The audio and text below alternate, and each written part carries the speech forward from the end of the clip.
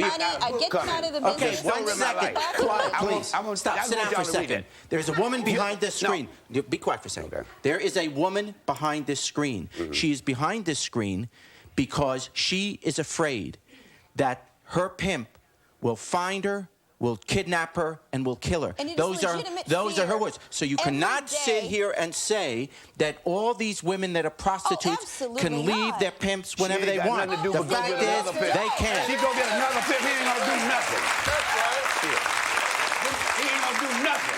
In fact, Jerry, we must add that many of these girls are found in so she can be a slave to somebody else. Well, I wish I had her. If I was playing with them, if I was out there and I was had her, you let shut up when I'm talking. Look here. Look here. If I was out there, Mr. Springer, I'm trying to say something, baby. Well, he's retired now. Go ahead, Bilbo. I got a manual. One at a time. One at a time. We can't go on. King of the pimp. I can't talk with you think you are. No, you can't keep up with me. I ain't gonna with you. Look here. Call it King of the Pimp, a manuscript. Y'all should really read this book. It's about 396 pages. Mean. All right. Then there's another y'all really need to need to read. It's called The Sweet Science of Sin. It's a documentary. And you can find out everything you want to know. You can get in touch with the book right here through him. Okay, we're going to take a break. We'll be right back.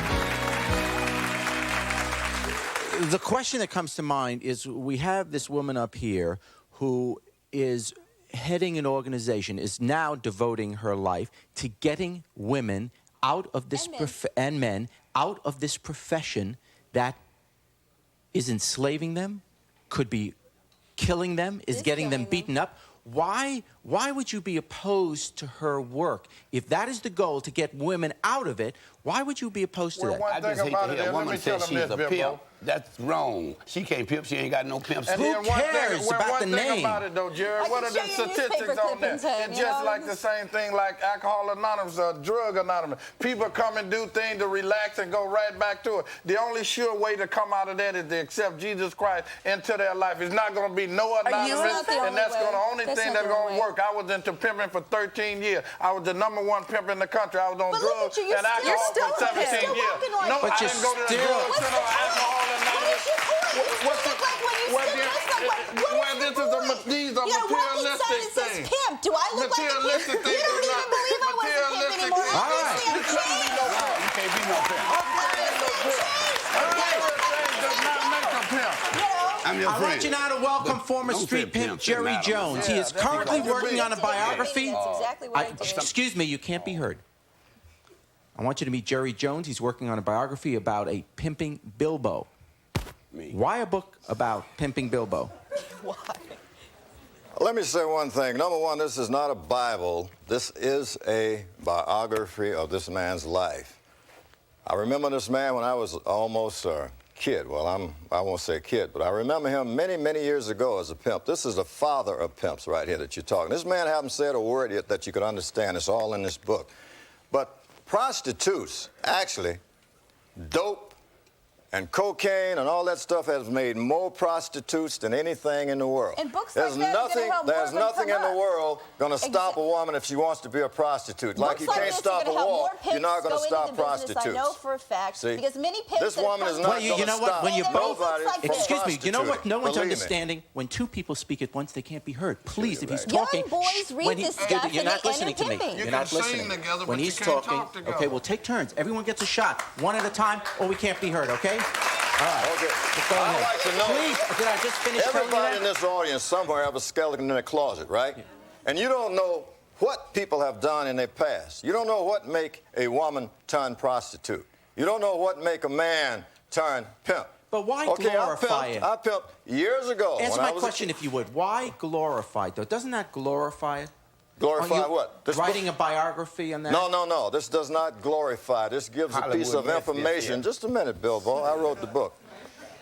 This gives a piece of information to people that don't know anything about the pimping game, like nobody in here knows. I haven't heard nothing. Sitting backstage, I could have went to sleep because what they're talking about and what's in this book has nothing to do, actually, with what these people are talking about. What is in the book? This book will Give tell us you something about... we don't know. Okay, back Tell us in the something we slavery don't time, know. this man will tell you when it started with a pork chop sandwich and a black woman in slavery time. When this man told his woman, baby, when you go to the slave master and whatever he gives you, please bring me back half. And it was a pork chop sandwich, and that's what he brought. It started with the slave lady, you don't even know what you're talking about. Yes, you're not even as old as I am. Let me tell you what a lady pimp is. A lady pimp, you wasn't trained. There's 52 versions of pimps. 52.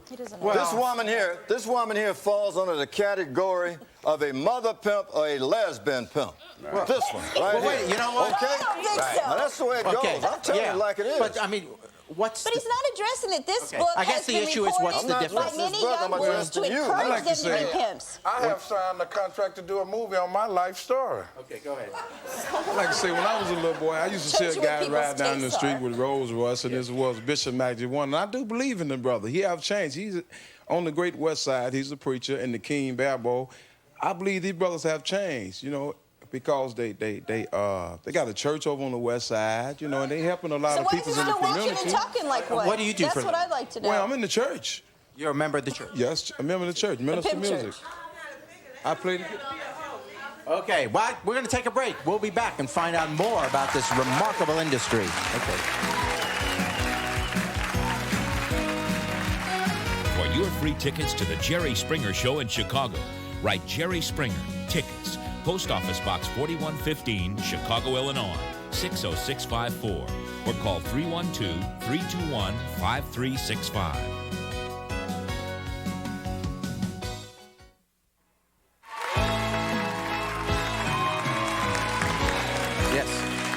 Yes, it's for that lady that's behind the screen. I admire her that she woke up and smelled the Folgers and broke away from that pimp. And that gentleman that's a bishop, he's not in the same religion I am or something, because look at all that luxury. He looks like a male Tammy Baker. Jerry, I got two quick comments. First comment is, I have an 18-month-old daughter, and I know if she came home and she knew any of your names, I'd buy a gun. And second of all, you mentioned that, excuse me? Good for you, because there are many, many people in the sex industry that are dangerous, and they need to be, the children need to be warned about them. Well, then they're going to have a lot of guns, because there's a lot of ladies that have turned to prostitution. Obviously, it's something going wrong. It's not talking about prostitution, it's about pimps. There are many women in this business who don't have pimps. I would like to know from the pimps up here, if you were raised by your mothers, and if you were, how do you feel about your mothers, and if you were abused as children? Well, I love my mother, and I was raised by my mother without a father in a family of 8. And by being in the inner city, my role model next door was not a doctor or lawyer. My role model was either a dope dealer or either a pimp. And I said that I wanted to be like that.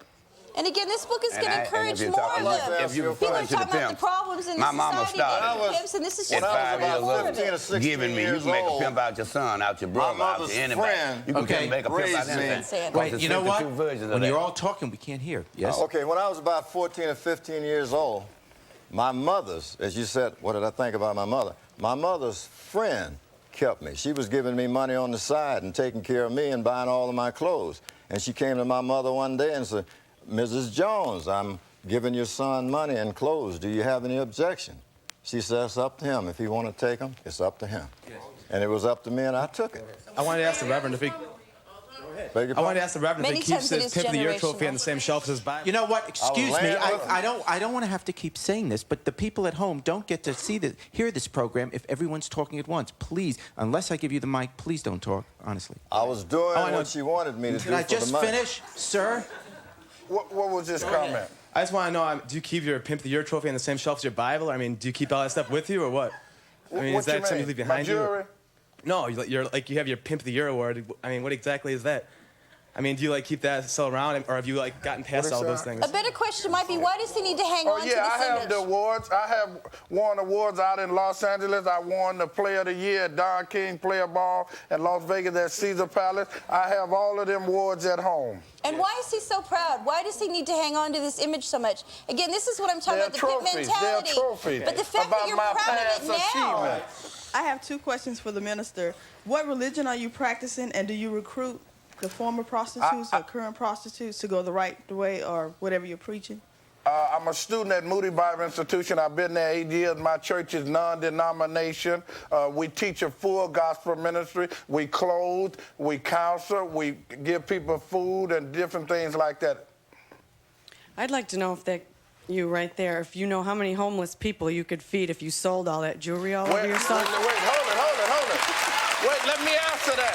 Hey, Jerry, wait, let me answer that. Go ahead. Just this past Valentine's Day, we fed 601 homeless people from different shelters around the Chicago area. And I was still able to keep this because I serve a rich and loving God that's able to supply not only my needs, but the homeless. I'd like to address the minister. Just because you have a church, Jimmy Swaggart and Jimmy Baker had one too. That doesn't mean you can't hide behind a church. God will find you. Hey, well, you know, if you understand anything about Christianity, the church is just a building.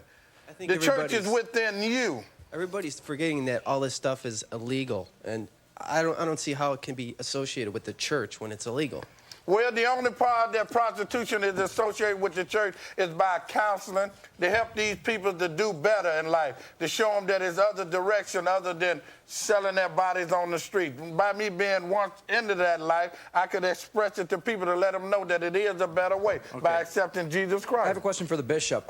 You say, we've been asking what you gave the prostitutes when you were doing it, and all you said is they got the rings, they got everything. What, I mean, that's like retail. You're making the product to look good.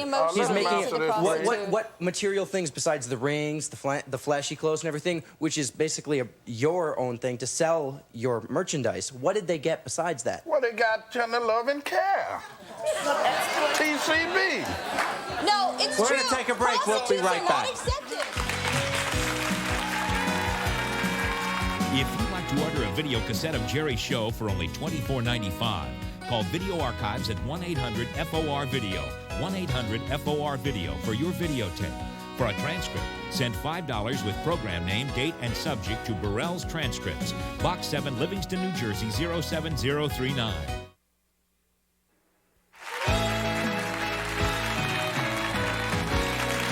I want to take this opportunity to thank all our guests for being with us. I think we learned something, frankly, about a profession that we hear a lot about, perhaps don't know a lot about. So thank you for sharing your life stories with us. And particular thanks to Brooke, who has not only shared her story with us, but made the decision to get out of the business. And good luck to you. I hope the rest of your life works out well. You know, from the outside, it's hard to see why any woman would succumb to this kind of life, to give it all up, her freedom, her dignity, her money, to a man who would only sell her, use her, or beat her when he had a mind to. And yet, though I'm sure there are exceptions, the relationship of prostitutes and pimps exists as the ultimate manifestation of a woman's lack of power. For the most part, these women don't choose this form of slavery. They don't say, I'll give up my job as president of the bank and find myself a pimp and hit the streets. No, for these women, they're not giving anything up. They're alone, broke, they feel alienated or scared. There's money to be made, and sure, he punches me around a bit if I step out of line, but he says he loves me, he takes care of me, and there's a roof over my head. And of course, from the comfort of our own lives, none of this seems to make sense. But for a woman with no dollars and no love and no security, something's better than nothing. It may be one of the sleazier, but certainly not the only example of women being exploited in our society. Till next time, take care of yourself and each other.